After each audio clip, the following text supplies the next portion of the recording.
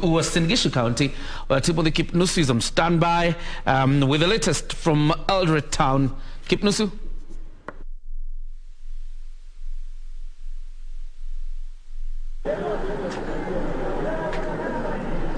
Thank you, my colleague there at the Broadcasting House in Nairobi. Yes, indeed, I'm coming to you live from Uasin Gishu County, the county number 027. This is one of the critical county in this year's general election. Bear in mind, it is the home turf of the Kenya Kwanza Alliance presidential candidate and the current deputy president of the Republic of Kenya, William Samoei Arap Ruto. This county has 6 constituencies, namely Tarbo, Soi, Keses, Kapseret, Ainab Koi, and Moi Ben. And according to the data from the Independent Electoral and Boundaries Commission, 506,138 are registered voters, and they will be going to the ballot in the next few days to elect a number of leaders. Remember, this is an increase of 50,000 from the last year's general election, where we saw 450,000 being registered by the IEBC. And for your information, this is one of the agricultural endowed county. Many farmers of many reasons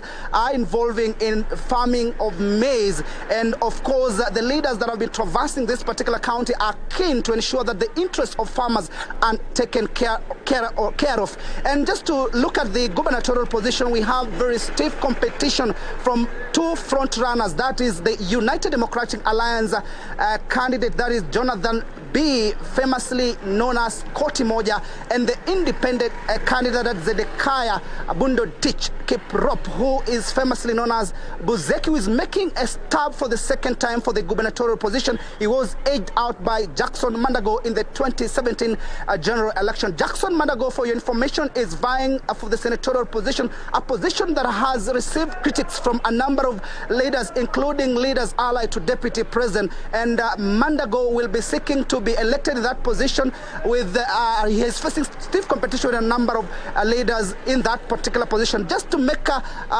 preview of the senatorial position, we have of course, we have a number of leaders also looking forward to represent that, not senatorial, but rather the woman member to the National Assembly. We have the incumbent Gladys Boss Sholei, who is trying very much to defend her seat in this particular county in the Parliament woman representative. And to paint a picture of the level of preparedness in this particular election, I'm joined by the KBC senior reporter James Rono, just to try to understand the feeling here on the ground. Many thanks indeed for joining us, Rono. How do you look at the perspective in this particular county in terms of preparedness, and what is the daunting task for William Ruto, bearing in mind this is the political bedrock and also the stronghold of Ruto as he seeks the presidency? Thank you, Kipnusu. This area being the stronghold of Dr. William Ruto, he has one of the main challenge is the emergence of independent candidates. If you look at Ainab Koi, we have William Chepkut, who is the incumbent member of parliament, running on as an independent candidate.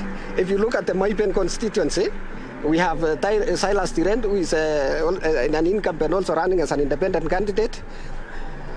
Actually, those ones are giving the deputy president a challenge. But all in all, the support for Ruto here is immense. There's also this issue of leaflets being circulated around. Leaders have also been calling for peace, and they're hatching for peace during this coming elections. Yeah. Thank you so much. There you have it. That is our KBC senior reporter, James Rono, just trying to navigate on the Uasin Gishu County. Remember, we will be covering with him this year's general election. And just talking about Ruto having a daunting task, bearing in mind we have 2 independent candidates, that is Silas Tirend from Moi Ben, and of course Swarap Mishram Kipro from Keses constituency. So it will be a very daunting task for Ruto to ensure that he clinches those particular seats using his party, the United Democratic Alliance. Remember, Ruto represented this particular county, that is Eldoret North, then for 15 years, that is 3 terms. The constituency right now is Turbo and Soy, and it will be interesting to see how number of leaders who have shown interest to vie for different positions in the 6th constituency will be elected or not using the United Democratic Alliance ticket. We'll be here. From here, we'll be heading to Sugoi, the home turf of William Ruto, to have a feeling in the ground. How are residents talking about this election? Are they confident that IEBC, the Independent Electoral and Boundaries Commission, will deliver a credible, fair, transparent election? That is a question that we'll be asking them when we have an interview with them later on. From me, Timothy Kipnusu, I hand you back to Broadcasting House